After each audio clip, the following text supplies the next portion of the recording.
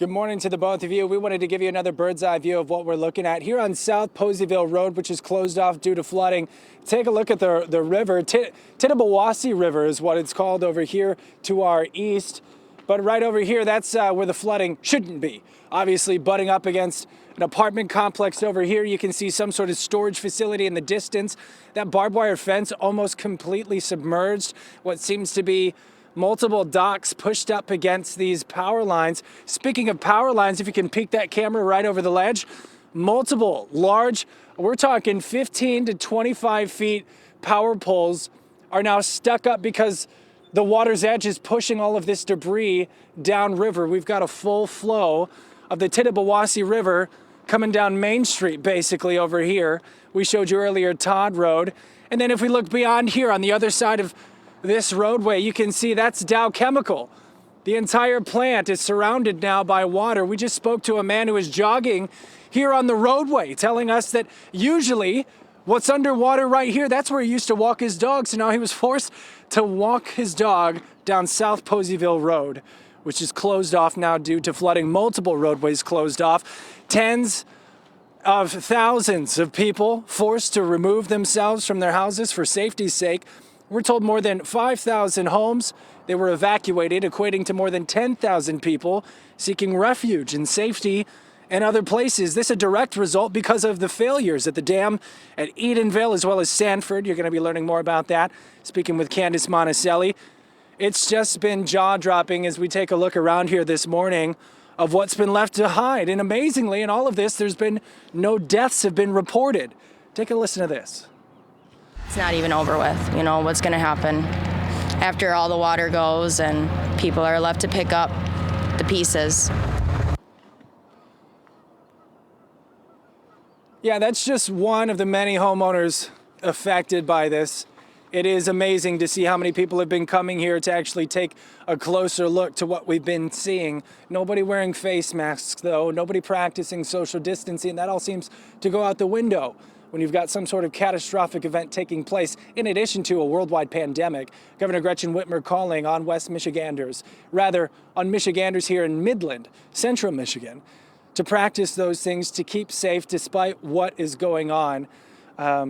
Michigan DNR, Michigan State Police, everybody, all the resources coming together, municipalities, to make sure that this is relatively confined chaos is what we're experiencing here this morning. Let's take one last look off into the distance at Dow Chemical, completely surrounded by water. Once again, the Tittabawassee River, it's just amazing, folks. So we'll be out here all morning long. For now, I'm Brody Carter reporting for Fox 17 News. Back to you. Brody, thank you very much. And water in downtown Sanford has begun to subside, but the flooding there left behind some serious damage to businesses, cars, and streetlights. Yeah, Candace Monticelli joins us there right now with a look at what she is seeing. Candace. Good morning. We've only got as far as Sanford Dam this morning, which is right next to Sanford Lake, which then connects to Wixom Lake where the Edenville Dam has breached as well. But you can notice this. I mean, look at the Sanford Dam. So much debris piled high right up against it, just giving you the idea of the sheer force of the water that has rushed through here. And you can see debris everywhere. I mean, I see boats, rafts. There's a table right down below here. There's a paddle. I mean, there is just debris spread out all over here. And the water levels so low you can see the bottom of the lake. But Sanford and Wixom, normally this is a boasting 84 miles of shoreline and enough water to fill more than 32,000 Olympic-sized swimming pools. Now, the lake is almost barren pile of sand following the failure of the Edenville Dam south of the lake.